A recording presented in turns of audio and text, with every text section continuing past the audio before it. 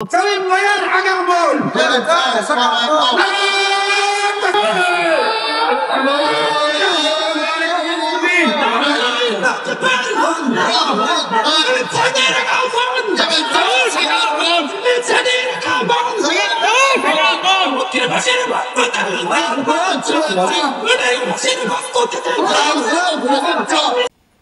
সুদূর সৌদি আরব থেকে যার কথা না বললে নয়, আল মামুন মাতুব্বর সেই তায়েফ থেকে ফোন করে করে এই অনুষ্ঠানকে সফল করার জন্য চেষ্টা করেছে। সে সহ সকলকে যারা এই আয়োজক মেধা দিলেন, শ্রম দিলেন, সেই সাথে ধন্যবাদ জানাই এই ইউনিয়ন মাধ্যমিক বিদ্যালয়ের কর্তৃপক্ষকে, যারা এই আয়োজনকে সফল করার জন্য মাঠ দিলেন।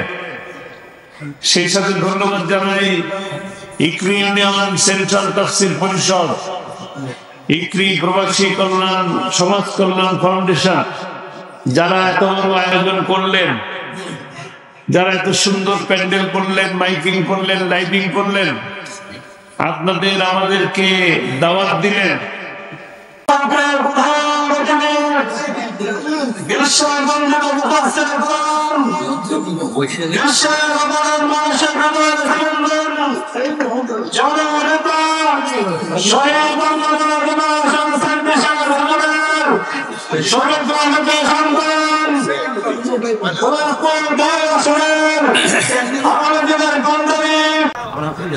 আলহামদুলিল্লাহ, আলহামদুলিল্লাহ নাহমাদুহু ওয়া নাস্তাঈনুহু ওয়া নাস্তাগফিরুহু ওয়া নাউযু বিল্লাহি মিন শুরুরি আনফুসিনা ওয়া মিন সাইয়্যাতি আ'মালিনা। من يهد الله فلا مضل له ومن يضلل فلا هادي له، ونشهد أن لا إله إلا الله وحده لا شريك له، ونشهد أن سيدنا وحبيبنا ومولانا محمدا عبده ورسوله الذي أرسله بالحق بشيرا ونذيرا وداعيا إلى الله بإذنه وسراجا منيرا.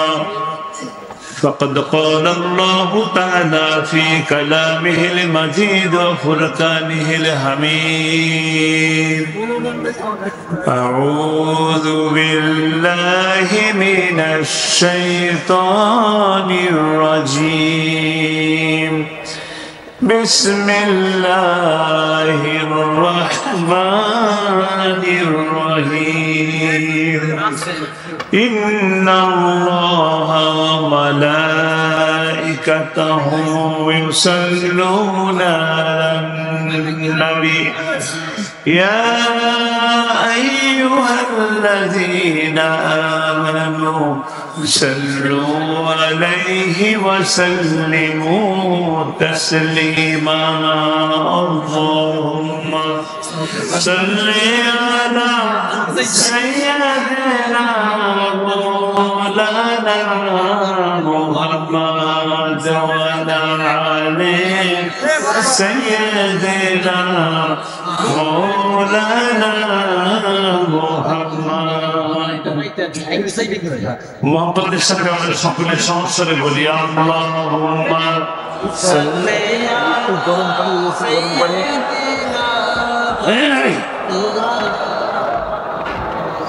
وعلى آل سيدنا مولانا محمد بلغ الأولى بكمالهم كشف الدجى بجمالهم حسنت جميع خصاله صلوا عليه وعليه।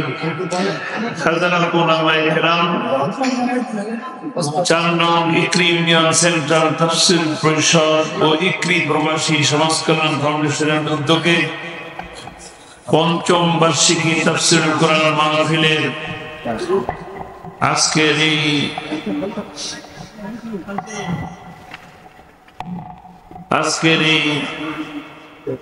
মহতী মাহফিলের সম্মানিত সভাপতি,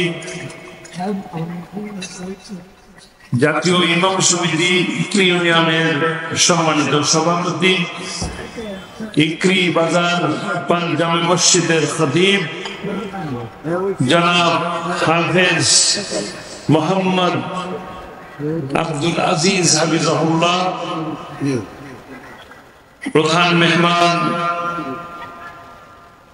পিরোজপুরের কৃতি সন্তান শহীদ কাফেলা বাংলাদেশ জামাত ইসলামীর মুন্সিগঞ্জ জেলার সংগ্রামী আমির জনাব আজম রুহুল কুদ্দুস, উপস্থিত আছেন ভান্ডারিয়া উপজেলার সম্মানিত সংগ্রামী আমির জনাব হযরত মাওলানা মোহাম্মদ আমির হোসেন খান, উপস্থিত আছেন মঠবাড়িয়া থেকে এসছেন আপনাদের সামনে আমার মঠবাড়িয়ার প্রিয় ভাই, মঠবাড়িয়া থানার সংগ্রামী আমির শরীফ আব্দুল জলিল অধ্যক্ষ, পিরোজপুর শহর থেকে এসছেন আমাদের আরেক প্রিয় ভাই বাংলাদেশ ইসলামী ছাত্র শিবিরের সাবেক সভাপতি, বাংলাদেশ জামাত ইসলামী পিরোজপুর জেলা রেজিস্ট্রেন্ট সেক্রেটারি মাওলানা আব্দুল রাজ্জাক, উপস্থিত বাংলাদেশ ইসলামী ছাত্র শিবিরের পিরোজপুর জেলা শাখার সংগ্রামী সভাপতি জনাব মেহেদী হাসান, উপস্থিত আছেন উলামায়ে কেরাম, উপস্থিত রাজনৈতিক, সামাজিক এবং ধর্মীয় নেতৃবৃন্দ, সামনে মিডিয়ার সুপ্রিয় বন্ধুগণ, প্যান্ডেলের নিচে দূর দূরান্ত থেকে আগত ভান্ডারিয়ার আমার প্রাণ প্রিয় কিশোর, তরুণ, যুবক, মুরব্বিয়ান ভাইয়েরা, পর্দার আড়ালে শ্রদ্ধেয়া মা ও বোনেরা, মাইকের আওয়াজ যে পর্যন্ত যাচ্ছে যারা শুনছেন, সকলকে আমার অন্তরের অন্তঃস্থল থেকে জানাচ্ছি আসসালামু আলাইকুম ওয়া রাহমাতুল্লাহি ওয়া বারাকাতুহু। সর্বপ্রথম মহান মুনিবের দরবারে শুকরিয়া আদায় করি যে আল্লাহ রাব্বুল আলামিন এই নাতিশীতোষ্ণ পরিবেশে চমৎকার একটি সন্ধ্যার পর আমাদের সকলকে আল্লাহ তাআলা একত্রিত করলেন, কোরআনের কথা শোনার এবং জানার সুযোগ করে দিলেন। সেই আল্লাহ সুবহানাহু ওয়া তাআলার শাহী দরবারে শুকরিয়া আদায় করি, সকলে বলি আলহামদুলিল্লাহ। রব্বানা লাকাল হামদ হামদান কাসীরান তাইয়্যিবান মুবারাকান ফীহি। সেই সাথে ধন্যবাদ জানাই এই ইকরি ইউনিয়ন মাধ্যমিক বিদ্যালয়ের কর্তৃপক্ষকে, যারা এই আয়োজনকে সফল করার জন্যই মাঠ দিলেন।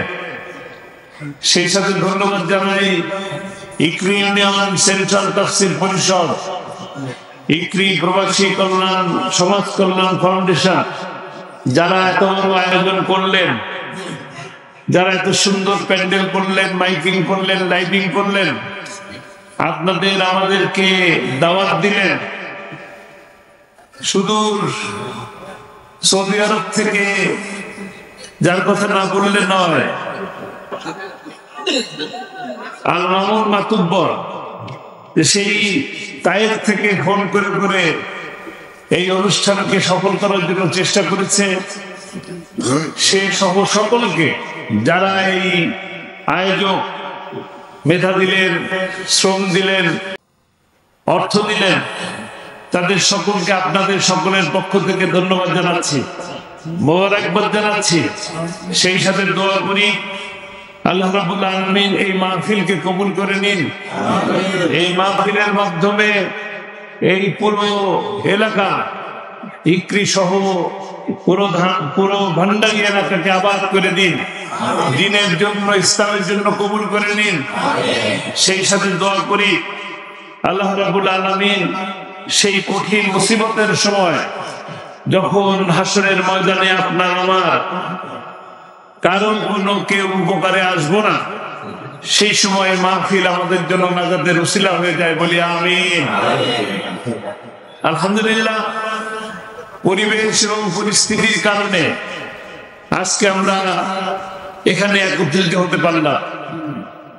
ভালো আছি? কেমন আছেন আপনারা? আমার প্রাণ প্রিয় ভান্ডারিয়ার সকল মানুষ কেমন আছে? অল্প ভালো আছে, মানে অনেকক্ষণ ধরে অপেক্ষা করছেন, এই কারণে আলহামদুলিল্লাহ গলা থেকে বেরোচ্ছে না।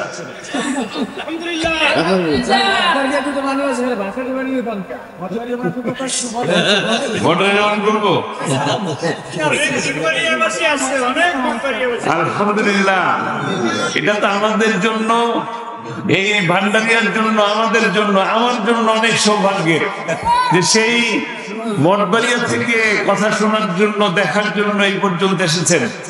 আপনাদেরকে ধন্যবাদ জানাই আলাদাভাবে। যারা ভান্ডারিয়ার বাইরের থেকে যারা এসছেন, বিশেষ করে মঠবাড়িয়া, তাদেরকে অনেক অনেক ধন্যবাদ। আপনারা কষ্ট করে এসেছেন, ধৈর্য ধরে বসেছেন। আপনাদের সকলের কাছে দুঃখিত বলছি, ক্ষমা প্রার্থনা করছি যে দেরি করার কারণে। আসলে দেরি করার ইচ্ছা ছিল না, দেরি হয়ে গেছে, বলবো সে কথা। শুরুতে বলি, আপনারা সবাই ভালো আছেন তো?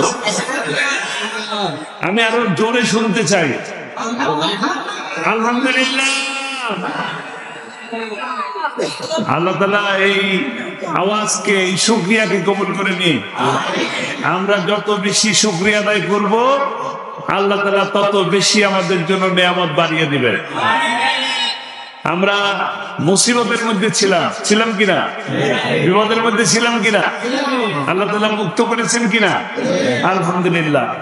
তাহলে সেই যে আল্লাহ মুক্তি দিলেন, সেই আল্লাহ শুকরিয়া আদায় করতে কার্পণ্য করবো কেন? কার্পণ্য করার সুযোগ আছে? সুযোগ নাই। আলহামদুলিল্লাহ, যত ধরনের যত বিপদ আসুক, যত আপদ আসুক, মুসিবত আসুক, কঠিন পরীক্ষার মধ্যে ফেলুক, তারপরে বলবো আলহামদুলিল্লাহ। কারণ এর থেকেও বড় পরীক্ষা, এর থেকে বড় বিপদ আল্লাহ তাআলা দান করতে পারতেন। আপনারা কোরআনের পাখি আল্লামা সাইদিকে 13 বছর বন্দী থাকা অবস্থায় দেখেছেন। সারাক্ষণ সব সময় আল্লাহ শুকরিয়া আদায় করেছেন। যখনই দেখা করেছি, যখন বলেছি কেমন আছেন, সাথে সাথে বলেছেন আলহামদুলিল্লাহ, আল্লাহ অনেক ভালো রেখেছেন। আমিও চিন্তা করতাম যে 13 বছর ধরে বন্দী থাকা অবস্থায় এত সুন্দর করে আলহামদুলিল্লাহ কিভাবে বলে? কিভাবে বলে এইভাবে যে মানুষটা গুম হয়ে গেলেন। গুমের কথা জানেন তো? আয়না ঘরের কাহিনী জানেন তো? যে মানুষটা গুম হয়ে গেলেন, সেই মানুষের তুলনায় আপনাদের কোরআনের পাখি ভালো ছিলেন কিনা? তুলনা করতে হয় কোন জায়গায়? নিচের দিকে তাকায় যে আপনার থেকে কঠিন অবস্থায় কে আছে। আমার আজকে শুধু সর্দি আছে, জ্বর আছে, কাশি আছে। কোন মানুষের তো কি নাই, কঠিন অবস্থা, ক্যান্সারের রোগও আছে। আল্লাহ তাআলা মাফ করুন, সুস্থতার পূর্ণ নিয়ামত দান করুন। আজকের এই মাহফিলে উপস্থিত হয়ে স্মরণ করতে চাই 21শে ফেব্রুয়ারিতে আমাদের যে বৈষম্যের আন্দোলন হয়েছিল, যে আন্দোলনের কারণে আমাদের মুরব্বীরা জীবন দিয়েছেন, রক্ত দিয়েছেন। সেদিন পাকিস্তানিরা আমাদের ভাষা কেড়ে নিতে চেয়েছিল, আমাদের মাতৃভাষা বাংলাকে কেড়ে নিতে চেয়েছিল। তার প্রতিবাদে সালাম, বরকত, রফিক, জব্বার, শফিউল্লাহ রাজপথে জীবন দিয়েছিল বলে আজকে আপনাদের সামনে এত সুন্দর করে বাংলায় কথা বলছি, আপনারাও বলছেন। দোয়া করি আল্লাহ রাব্বুল আলামিন তাদেরকে শাহাদাতের মর্যাদায় শহীদ হিসাবে কবুল করে নিন। সেই সাথে 16 জুলাই থেকে 5ই আগস্ট পর্যন্ত যারা রক্ত দিলেন, জীবন দিলেন, তাদের জন্য দোয়া করি। যদি তারা এইভাবে জীবন না দিতে পারত, তারা যদি এইভাবে সংগ্রাম না করতে পারত, তারা যদি এইভাবে রক্ত না দিত, জীবন না দিত, আজকে আপনাদের সামনে এইভাবে প্রকাশ্যে কথা বলার কোনো সুযোগ পেতাম না। তাদেরকে শ্রদ্ধার সাথে স্মরণ করি। আল্লাহ রাব্বুল আলামিন তাদের এই ত্যাগ, কোরবানিকে আল্লাহ কবুল করুন, তাদেরকে শহীদি মর্যাদা দান করুন, শাহাদাত হিসাবে কবুল করুন। যারা অসুস্থ আছেন হাসপাতালে কিংবা বিছানায়, আল্লাহ রাব্বুল আলামিন দয়া করে তাদেরকে সুস্থতার পূর্ণ নিয়ামত দান করুন।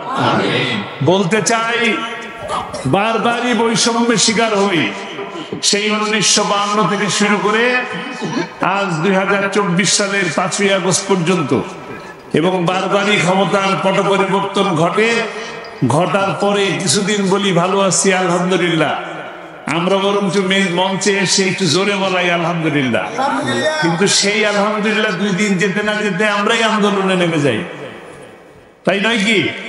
কারণ কি?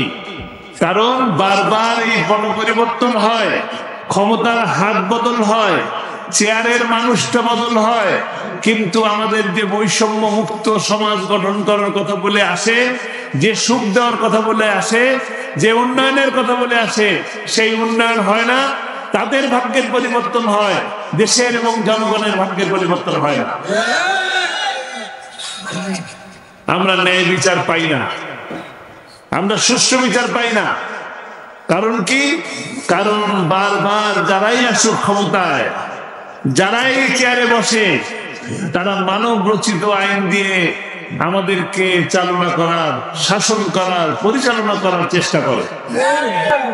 কিন্তু এই জমিন কার? আসমান কার? এই মানুষ আমরা কার? সকল সৃষ্টি কার? জমিন যার, মানুষ যার, আইন চলবে কার? আল্লাহ। ইনিল হুকমু ইল্লা লিল্লাহ। আল্লাহর হুকুম চলার কথা ছিল, সেই আল্লাহর হুকুম চলছে না। এই কারণেই বারবার আমরা বৈষম্যের শিকার হচ্ছি, ন্যায় বিচার পাচ্ছি না। আপনাদের কোরআনের পাখি আল্লামা সাঈদী ন্যায় বিচার পান নাই। তাকে 13টি বছর মিথ্যে অপবাদ দিয়ে, পৃথিবীর নিকৃষ্টতম মিথ্যা মামলা দিয়ে, তার মতন একজন মানবতাবাদী মানুষকে মানবতা বিরোধী রাজাকার বানানোর চেষ্টা করা হয়েছে। আমি আপনাদেরকে ছোট্ট করে একটু প্রশ্ন করতে চাই। আপনাদের জানা মতে জামাত ইসলামের কোন নেতা, মানে রাজাকার তো শুধু জামাত ইসলামী কি বলে নাকি, এই ব্যাপারে দ্বিমত আছে কিনা? জামাত ইসলামের কোন নেতা পাকিস্তানে কি বাড়ি আছে? পাকিস্তানে ব্যাংক ব্যালেন্স আছে? টাকা আছে? বাড়ি, গাড়ি, নারী, কোনো কিছু আছে? তাদের আত্মীয় স্বজন কেউ কেউ এখানে পড়ালেখা করে? একজন মানুষ দেখাতে পারবে জামাত ইসলামীর কোন নেতা কর্মী পাকিস্তানে একটা বাড়ি আছে? দেখাতে পারবেন? কিন্তু যারা বলে শেখের বেটি পালায় না, তারা কি পালাইছে? তাহলে কি শেখের বেটি না? শেখের বেটি না? সে পালানো কোথায়? দিল্লি। তার মানে কি সে ভারতের রাজাকার, সে ভারতের দালাল। আল্লামা সাঈদীকে বলছে রাজাকার। আল্লামা সাঈদী বলছিলেন, আল্লামা সাঈদী বলছেন, আমাকে যারা রাজাকার বলে তারা পিতৃ পরিচয়হীন অবৈধ পিতার সন্তান। প্রমাণ করে গেছে। কথা সত্য কিনা? শেখের বেটি পালায়, তাহলে শেখের বেটি না? শেখের বেটি? কথা কি সত্য? আল্লামা সাঈদীর কথা কি সত্য? আল্লামা সাঈদীর কথা সত্য, অক্ষরে অক্ষরে সত্য। তিনি বলেছিলেন আমাদেরকে বলো মৌলবাদী, আমরা হলাম মৌলবাদী। মৌলবাদী কারা? কোরআনের পক্ষের মানুষ মৌলবাদী। ইসলামের শক্তি যারা আছে, ইসলামের পক্ষে যারা আছে তারা মৌলবাদী, যারা আল্লাহর পক্ষে তারা মৌলবাদী। তোমরা হলে আগাবাদী। কারা আগাবাদী? রাম বাম নাস্তিকেরা আগাবাদী। 12 কোটি মুসলমান গোড়া ধরে নাড়া দেবে, এক দাঁড়ায় কোথায় পৌঁছাবে? আপনার কি মনে হয় যে আল্লামা সাঈদী জানতেন না তার বোনের বাড়ি লন্ডন? আপনাদের মনে হয় আল্লামা সাঈদী জানতেন না যে তার বোনের বাড়ি লন্ডন, ভাগনার বাড়ি লন্ডন, ভাগ্নির বাড়ি লন্ডন? জানতেন না? তার ছেলের বাড়ি আমেরিকা, তিনি কি জানতেন না? তার মেয়ের বাড়ি কানাডা, তিনি কি জানতেন না? তাহলে কেন বললেন যে কোথায় যাবা? মা বাড়ি দিল্লি। আল্লামা সাঈদী জানতেন। কি জানতেন? পালানোর জায়গা পাওয়া যাবে না, যাবা ঠিকই দিল্লি, মাও বাড়ি যাবো, যেখান থেকে মানুষ বলে আমি জানি না, অবৈধ পিতার সন্তান তো কোথায় যায় পৌঁছায় আল্লাহ ভালো জানে। কাজেই কোরআনের বিপক্ষে গেলে, ইসলামের বিপক্ষে গেলে সম্মান বাড়ে না। আপনি মিথ্যা কথা বলবেন, সে মিথ্যা একটা সময় আসবে গোটা বিশ্ববাসীর কাছে দিনের আলোর মতো স্পষ্ট হয়ে যাবে। স্পষ্ট হলো কিনা? হলো। তিনি বলেছিলেন ভারতীয় রাজাকাররাই আমাকে রাজাকার বলে। ভারতের দালালেরা ভারতে পালিয়ে গেছে।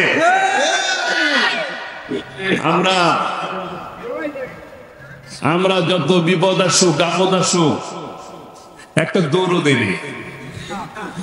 কেউ দিয়েছে? এইখানে যত মানুষ আছেন, এই স্টেজের মানুষজন আছেন, এমন কেউ নাই যারা জেলে যান নাই।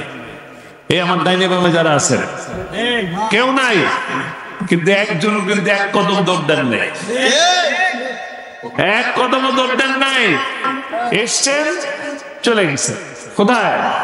আপনাদের কোরআনের পাখি আল্লামা সাঈদীকে গ্রেফতার করার জন্য অন্তত 30টা পুলিশের গাড়ি আসছিল শহীদবাগের গলির মধ্যে। আসরের নামাজ পড়ছিলেন মসজিদে, শহীদবাগ জামে মসজিদে। সেই মসজিদ থেকে নামাজ পড়ে তিনি চলে গেলেন আমার ছোট চাচার বাড়িতে। সেই বাড়িতে আমার দাদি ছিলেন তখন। পুলিশ যে আসবেন তিনি কি জানতেন? তিনি জানতেন না, কিন্তু পুলিশ আসছে এই খবর জানার পরে তিনি আমার দাদির কাছ থেকে দোয়া নিয়ে বাসায় চলে আসলেন। ইচ্ছা করলে কি করতে পারতেন? ইচ্ছা করলে গোপনে চলে যেতে পারতেন, পারতেন কিনা? কিন্তু যান নাই, আপোষও করেন নাই। বারবার লোক পাঠিয়েছে, আসুন জামাত ইসলামী ছেড়ে দেন, 4 দল ভেঙে ফেলেন, 18 দল ত্যাগ করুন, 20 দল ভেঙে দিন, দরকার হলে নিজে দল করুন, মামলা টামলা সব খালাস। আপোষ করেছে? আপোষ করেন নাই। কিন্তু তারপরও এই 13 বছর এত শীত, এত বৃষ্টি, এত গরম, কখনো বলেন নাই কষ্ট আছে। সর্বক্ষণ যখন দেখা হয়েছে তখনই বলেছেন আলহামদুলিল্লাহ, আল্লাহ অনেক ভালো লেগেছে। আপনাদের কাছে স্পষ্ট, যেদিন তিনি দুনিয়া থেকে চলে যান, যেদিন তাকে প্রতারণা করে মিথ্যে কথা বলে নিয়ে আসা হয়েছে হাসপাতালে, তাকে হাসপাতালে নিয়ে আসা হলো কি বলে? তার হার্ট অ্যাটাক হয়েছে। হার্ট অ্যাটাকের পেশেন্ট কি হুইল চেয়ারে বসে এইভাবে সালাম দেয়, এইভাবে মিষ্টি মধুর হাসি দেয়? দেন না। এবং চমৎকার করে বললেন আলহামদুলিল্লাহ, আল্লাহ অনেক ভালো রেখেছে। মনে আছে? একটি জান্নাতি হাসি, মিষ্টি মধুর একটি হাসি দিলেন। আমি তো আমার জীবনে এত সুন্দর হাসি তার মুখে দেখিনি। আপনারা কি দেখছেন? আমি দেখিনি। আমি ওই হাসি দেখে সাথে সাথেই মনে করেছি যে একটা চক্রান্ত হচ্ছে, একটা ষড়যন্ত্র হচ্ছে। যে সুস্থ মানুষ তাকে অসুস্থ কথা বলে নিয়ে আসা হয়েছে, মিথ্যে কথা বলে নিয়ে আসা হয়েছে। এত মানুষ হাসপাতালের বারান্দায় দাঁড়ানো, রাস্তায় দাঁড়ানো, আমার পরিবারের সকল সদস্যরা দাঁড়ানো, একজনকে একটা সেকেন্ডের জন্য দেখা করার সুযোগ দেওয়া হয়নি। আমার পরিবারের মানুষকে যে বলবে তার ছেলেকে এই কথা তো বলবে যে আমার পেটে ব্যথা হয়েছে, মাথায় ব্যথা হয়েছে, বুকে ব্যথা হয়েছে, কোথায় যে ব্যথা হলো তাই জানতে পারলাম না, বললো হার্ট অ্যাটাক করেছে। আপোষ করেন নাই বলেই আজকে তাকে হাসপাতালে নিয়ে এসে ইনজেকশন পুশ করার মাধ্যমে হত্যা করা হয়েছে। কিন্তু তার ওই হাসির মধ্যে প্রতিবাদ ছিল, তার ওই হাসির মধ্যে প্রতিবাদ ছিল। তিনি হাসি দিয়ে জানিয়ে গেছেন 13 বছর, 26 বছর, 30 বছর নয়, আল্লামা সাঈদীকে যুগ যুগ ধরে বন্দী করে রাখবা আপোষ হবার নয়। জীবন দিয়েছেন কার জন্য? আল্লাহর জন্য। ত্যাগ করেছেন কার জন্য? আল্লাহর জন্য। সকল সুখ, শান্তি, প্রশান্তি, আনন্দ সমস্ত কিছু ত্যাগ করেছেন আল্লাহর জন্য, আল্লাহর খুশির জন্য। আমরা কি রাজি আছি সেই আল্লাহকে খুশি করার জন্য? আল্লামা সাঈদীকে ভালোবাসি। আল্লামা সাঈদীকে কথা বললে আপনাদের শুনতে ভালো লাগে, চোখে পানি আসে, বুকের ভিতরে ধরফর করে, ভালো লাগে, এত ভালোবাসে। আল্লামা সাঈদীর স্বপ্ন পূরণ করতে রাজি আছেন কিনা?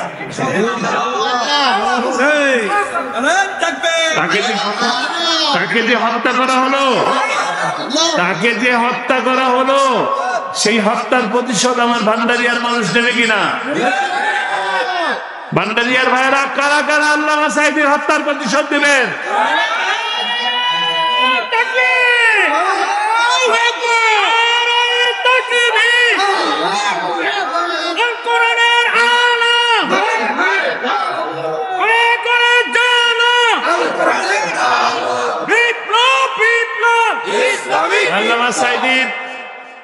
আল্লামা সাঈদী তার দুইটি স্বপ্ন ছিল।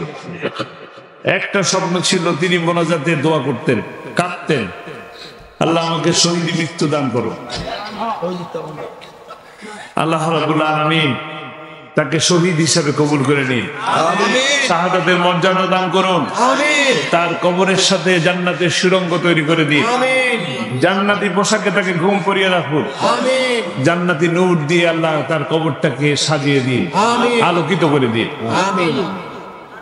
তার শেষ স্বপ্ন ছিল কোরআনের রাজ প্রতিষ্ঠা হয়েছে, এই দৃশ্য দেখে যেন আমার মৃত্যু হয়। মনে আছে আপনাদের? মনে আছে? তিনি নাই, কোরআনের রাজ প্রতিষ্ঠা করবে কে? কারা করবে? কারা কারা করবে? আল্লাহ তাআলা এই হাতগুলোকে কবুল করে নিন। আমরা যারা হাত এখানে তোলা দেখলাম, এই জন্য কি মানুষ সাক্ষী? কে সাক্ষী? আল্লাহ সাক্ষী। আল্লাহ সাক্ষী, হাত তুলেছি কোরআনের রাজ প্রতিষ্ঠার জন্য। আমরা শেষ নিঃশ্বাস পর্যন্ত, 1 ফোঁটা রক্ত থাকা পর্যন্ত কোরআনের রাজ প্রতিষ্ঠা করে ছাড়বে ইনশাআল্লাহ। শপথ দিতে রাজি আছি, শপথ দিচ্ছি। আগামী দিন যে সময় আসবে, কোরআনের পক্ষের মানুষের সাথে থাকবেন, কোরআনের পক্ষের মানুষের সাথে থাকবেন, ইসলামের পক্ষের মানুষের সাথে থাকবেন। আল্লাহ কবুল করুন। যদি আমরা কোরআনের পক্ষের মানুষের সাথে থাকি, যদি আমরা ইসলামের পক্ষের মানুষের সাথে থাকি, যদি আমরা কোরআনের পার্লামেন্ট করতে পারি, তবেই আল্লামা সাঈদীকে হত্যার প্রতিশোধ দেওয়া হবে। সময় কি বেশি দূরে? সেই সময় কি বেশি দূরে? আল্লামা সাঈদী প্রথম পিরোজপুরে এসেছিলেন নির্বাচনের জন্য 1996 সালের জুন মাসে। 12ই জুনে নির্বাচন হয় পিরোজপুরের ইন্দুরকানী, জিয়ানগর, পিরোজপুর সদর, নাজিরপুরের মানুষরা অক্লান্ত পরিশ্রম করে তাকে ভোট দিয়েছিলেন। তিনি প্রথম যে সংসদে গেলেন, প্রথম যেদিন সংসদ অধিবেশনের মধ্যে দেখলেন সংসদ সদস্যরা স্পিকারকে দেখে মাথা নত করে সংসদের মধ্যে যান, আবার যখন বের হয় তখন মাথা ঝুঁকিয়ে নত করে সম্মান প্রদর্শন করে বের হয়।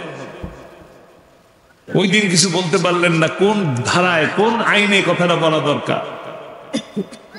পরের দিন ওই আইন পড়ে যে সংসদে উত্থাপন করলেন। স্পিকার হুমায়ুন রশিদ চৌধুরী ছিলেন আর 300 সংসদ সদস্য ছিলেন। সকলে মিলে তখন বললেন এই বিল উত্থাপন হলো এবং ওই দিনে ওই বিল পাস হয়ে গেল। আজ অব্দি সংসদে মুসলমানরা প্রবেশ করে সালাম দিয়ে এবং বের হন সালাম দিয়ে। হিন্দু বৌদ্ধ খ্রিস্টানরা তার যারা যা মনে চায় তা করতে পারে। সব হলো কার সব হয়েছে কার? আল্লামা সাইদি।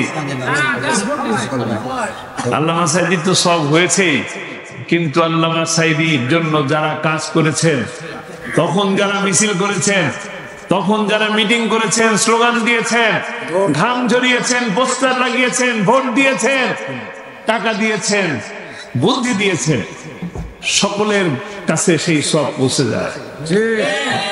আমরা এরকম সব নিতে চাই কিনা? নিতে চাই। আগামীতে যদি এইখানে কোরআনের পক্ষের মানুষ আপনাদের কাছে আসে, আর যদি এমন লোকও আসে আমাদেরকে ভোট দিন, আমরা আপনাকে বাংলাদেশকে দুবাই বানিয়ে দেব,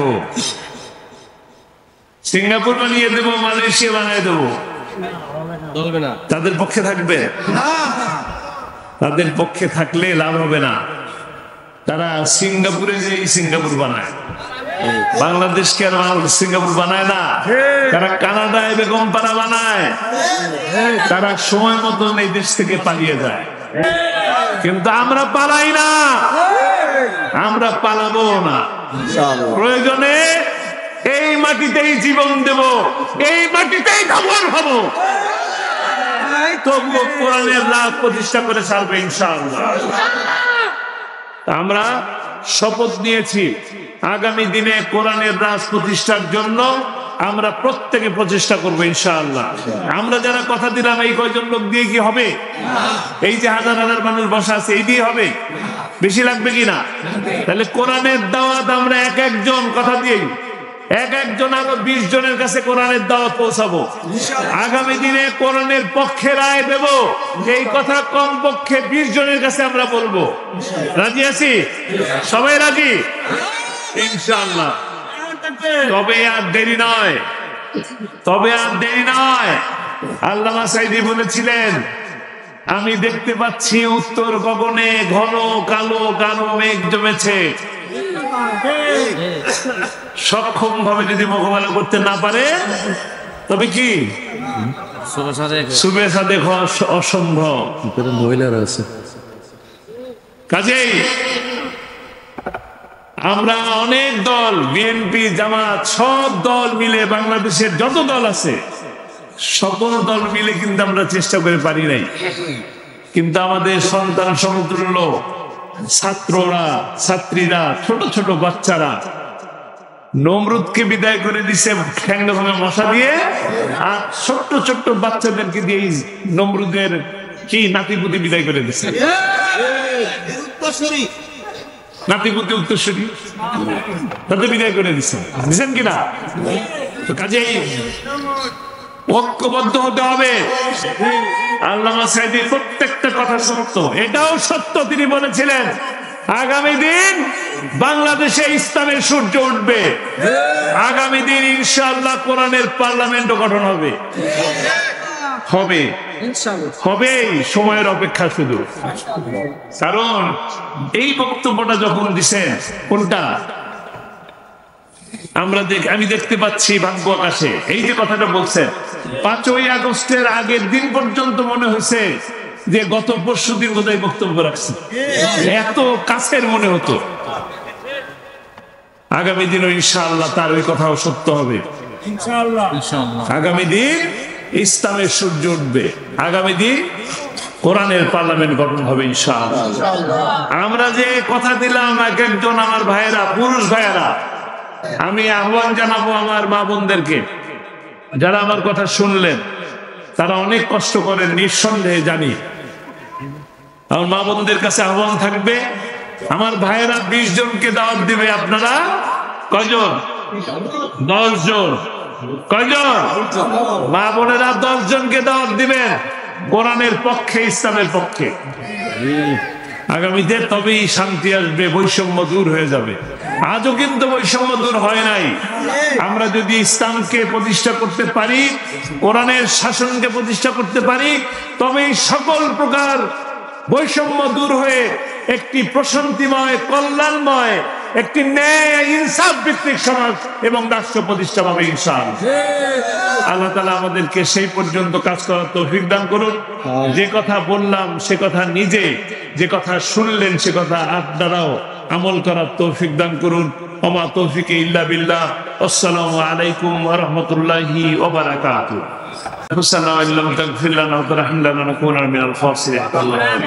ربنا آتنا في الدنيا حسنة وفي الآخرة حسنة وقنا عذاب النار وقنا عذاب القبر وقنا عذاب الحشر وقنا عذاب الميزان وادخلنا الجنة مع الأبرار يا عزيز يا غفار يا رب العالمين يا الله আমরা গুনাহগার বান্দা, তোমার দরবারে হাত তুলেছি। যে হাত তুলেছি সে হাত দুটি গুনাহে ভরা।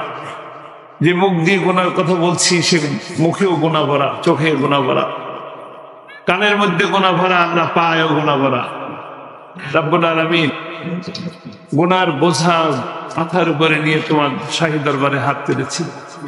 জেনে গুনাহ করেছি, না জেনেও গুনাহ করেছি, বুঝে গুনাহ করেছি, না বুঝে গুনাহ করেছি, প্রকাশ্যে গুনাহ করেছি, গোপনেও গুনাহ করেছি, ছোট গুনাহ করেছি, বড় গুনাহ করেছি। আল্লাহ, যত গুনাহ করেছি আল্লাহ সমস্ত গুনাহ আমাদেরকে মাফ করে দাও। রব্বুল আলামিন, তোমার মাফ করলে কিছুই আসবে যাবে না, কিন্তু আমাদেরকে যদি মাফ করে দাও আমরা তো মালামাল হয়ে যাবো। রব্বুল আলামিন, আল্লাহ তুমি দয়া করে মায়া করে আমাদেরকে মাফ করে দাও। রব্বুল আলামিন, আমাদের থেকে আমাদের বাবা মা, শ্বশুর শাশুড়ি, দাদা দাদি, নানা নানি, ভাই বোন যারা এই দুনিয়া থেকে বিদায় নিছেন আল্লাহ তাদের সকলকে মাফ করে দাও। রব্বির হামহুমা কামা রাব্বিয়ানি সাগীরা। ইয়া রাব্বুল আলামিন, আমরা যারা হাত তুলেছি, আমাদের মধ্যে যারা অসুখ বিসুখ নিয়ে আছে আল্লাহ আমাদের সকলের রোগ শোককে তুমি মাফ করে দাও। রব্বুল আলামিন, আমাদের সমস্ত রোগ বালাই থেকে মুক্তি দান করো। আমাদের সকল বিপদ আপদ থেকে আমাদেরকে মুক্তি দান করো। রব্বুল আলামিন, আমরা গরিব মানুষ, তোমার শাহী দরবারে হাত তুলেছি। তুমি রাজাধিরাজ, তুমি সম্রাটের সম্রাট, তুমি মহাবিচারক। রব্বুল আলামিন, আল্লাহ তুমি আমাদেরকে যারা হাত তুলেছে আল্লাহ আমাদের সকলকে তোমার কালো ঘর, কাবা ঘরটা দেখার তৌফিক দান করো। আমরা গরিব মানুষ, টাকা খরচ করে এতদূর যেতে পারি না আল্লাহ। যারা হাত তুলেছি তাদের সকলকে কাবা ঘর হজ করার তৌফিক দান করো। সাফা মারওয়া সাই করার তৌফিক দান করো। মিনা, মুজদালিফা, আরাফাতে অবস্থান নেওয়ার তৌফিক দান করো। বিশেষ করে তোমার প্রিয় হাবিব, আমাদের প্রিয় নবী, শেষ নবী মুহাম্মদ রাসূলুল্লাহ সাল্লাল্লাহু আলাইহি ওয়াসাল্লামের রওজা মোবারকে দাঁড়িয়ে তাকে একটা সালাম দেওয়ার তৌফিক দান করো। ইয়া রাব্বুল আলামিন, আমরা হাত তুলেছি। এই মাটিতে যারা আছেন, বিশেষ করে বলতে হয় আমাদের এখানে স্বনামধন্য ব্যক্তি মাওলানা আব্দুর রহিম সাহেব, আল্লাহ তাকে তুমি জান্নাত নসিব করো। রাব্বুল আলামিন, এই মাটিতে আছেন এই মাটির কৃতি সন্তান তোফাজ্জল হোসেন মানিক মিয়া, ব্যারিস্টার মইনুল হোসেন, নুরুল ইসলাম মঞ্জুর সাহেব, যারা এই দুনিয়া থেকে বিদায় নিয়েছেন আল্লাহ তাদের সকলকে মাফ করে দিয়ে জান্নাত নসিব করো। আমাদের এখানের মুরব্বী আছেন আনোয়ার হোসেন মঞ্জু, আল্লাহ তাকে তুমি নেক হায়াত বাড়ায় দাও, সুস্থ করে দাও, সুস্থ রাখো। রব্বুল আলামিন, যারাই আব্দুল হাই চেয়ারম্যান সাহেব মারা গেছেন আল্লাহ তাকেও তুমি তার সকল ভুল ত্রুটিকে মাফ করে তাকে জান্নাত নসিব করো। রব্বুল আলামিন, যারাই দুনিয়া থেকে বিদায় নিয়েছেন তাদের সকলকে তুমি মাফ করে দাও আল্লাহ। আর আমরা যারা এখানে হাত তুলেছি আমাদের নেক হায়াত বাড়ায় দাও। তোমার কোরআনের কথা, কোরআনের কাজ, তোমার ইসলামের কাজ বেশি বেশি করে তৌফিক দান করো। বেশি বেশি করে ভালো কাজ করার তৌফিক দান করো। আর সমস্ত খারাপ কাজ থেকে আমাদেরকে দূরে রাখো। রব্বুল আলামিন, এই ভান্ডারিয়ার মানুষকে সকল ধরনের খারাপ কাজ থেকে দূরে রাখো, সন্ত্রাস থেকে দূরে রাখো, মাদক থেকে দূরে রাখো। আমার কোন যুবক ভাই যেন কোনো মাদকের স্পর্শ না করে আল্লাহ তুমি সেই সুযোগ করে দাও, তৌফিক দান করো। সকল ধরনের মাদক থেকে আমাদের এই ভান্ডারিয়া গোটা পিরোজপুরকে মুক্ত করে দাও রব্বুল আলামিন। ইয়া রাব্বুল আলামিন, আমাদের সাথে আমার মা বোনেরা হাত তুলেছে আল্লাহ। আমার মা বোনেদের অনেক কষ্ট আছে, ব্যথা আছে, বেদনা আছে, অসুখ আছে। আল্লাহ সকল ব্যথা বেদনা কষ্টকে তুমি দূর করে দাও। তাদের যত অসুখ আছে সকল অসুখ থেকে মুক্তি দান করো। তারা তাদের অসুখের কথা স্বামীর কাছে ডাক্তারের কাছে বলতে পারেন আল্লাহ, আল্লাহ তুমি দয়া করে তাদেরকে পূর্ণ সুস্থতার নিয়ামত দান করো রব্বুল আলামিন। আমার নিঃসন্তান বোনকে সন্তান দান করো, যার ছেলে আছে তাকে মেয়ে দান করো, যার মেয়ে আছে তাকে ছেলে সন্তান দান করো রব্বুল আলামিন। আমাদেরকে যে ছেলে মেয়ে যাই দান করেছো তাদেরকে তুমি সুস্থ রাখো, নেক হায়াত বাড়ায় দাও, তাদেরকে নামাজি বানাও, পরিষ্কার বানাও, ইমানদার বানাও, এমন ভাবে তৈরি করে দাও যেন আমরা দেখে তাদেরকে চোখটা আমাদের চক্ষুটা শীতল হয়ে যায় রব্বুল আলামিন। তোমার কাছে চাওয়া ছাড়া আর কাছে কোথায় চাবো আল্লাহ? তোমার দরবারে চাইছি আল্লাহ, তুমি আমাদের খালি হাতে ফিরাই দিও না। আমরা যা চাইলাম, মুখে যা চাইলাম সমস্ত কিছু কবুল করে নাও, আর যা মনে মনে আছে সমস্ত নেক চাওয়াগুলো তুমি কবুল করে নাও ইয়া রাব্বুল আলামিন। বিশেষ